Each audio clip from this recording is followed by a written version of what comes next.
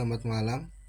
Perkenalkan, nama saya Marturio Encaurau, NIM 20012097, mahasiswa Politeknik Negeri Manado, jurusan Teknik Sipil, program studi konstruksi bangunan gedung D4 semester 6.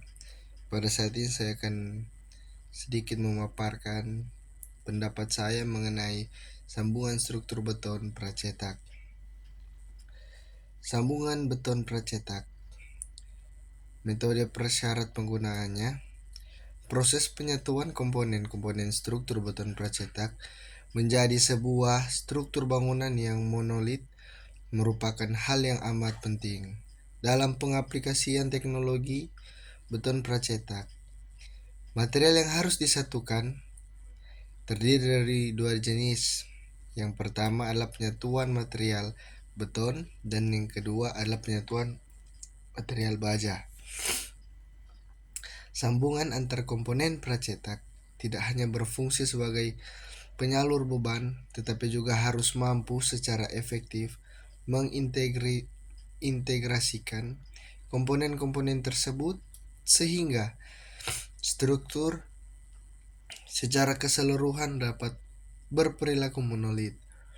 Gaya-gaya yang harus disalurkan dalam struktur bangunan adalah gaya horizontal, yaitu gaya yang timbul akibat beban horizontal atau beban gempa dan juga beban angin, dan gaya vertikal, yaitu gaya yang ditimbulkan akibat beban gravitasi atau berat sendiri suatu bangunan. Metode yang digunakan dalam usaha menyatukan komponen-komponen beton pracetak dibedakan menjadi dua metode, yaitu metode yang pertama menggunakan sambungan kering dan metode yang kedua menggunakan sambungan basah. Metode sambungan kering.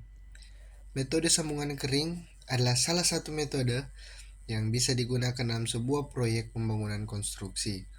Metode ini sendiri dilakukan dengan cara menyambung komponen beton pracetak yang mana sambungan tersebut bisa segera berfungsi secara efektif atau bisa langsung digunakan. Alat sambung berupa las dan baut termasuk beberapa material dalam metode yang satu ini. Keunggulan dari metode sambungan kering ini adalah di mana kita bisa langsung menggunakan beton precast tersebut. Dengan begitu, metode pemasangan yang digunakan pun bisa dipilih antara metode vertikal atau horizontal atau kombinasi dari metode keduanya. Metode sambungan yang satu ini lebih efektif digunakan untuk bangunan gedung yang luas. Meski begitu, metode sambungan ini termasuk jarang digunakan pada penyatuan komponen beton pracetak, terutama plat lantai dan balok. Alasannya karena monolitas struktur kurang bisa dicapai. Yang kedua, metode sambungan basah. Metode sambungan yang basah yang mana biasanya digunakan dalam proyek pembangunan konstruksi juga seperti sambungan kering. Metode sambungan basah adalah metode yang dilakukan dengan cara menyambungkan atau menghubungkan komponen beton pracetak di mana sambungan tersebut baru bisa berfungsi secara efektif sesudah beberapa waktu tertentu. Artinya metode sambungan basah ini memerlukan waktu tertentu untuk bisa digunakan. Material yang bisa dimasukkan dalam jenis metode ini adalah in situ concrete joints. Kelebihan dari jenis sambungan ini adalah bisa menghasilkan struktur yang monolit sehingga struktur bangunan jadi lebih kaku. Selain itu, sistem sambungan ini juga lebih mudah dikerjakan oleh pelaksana konstruksi.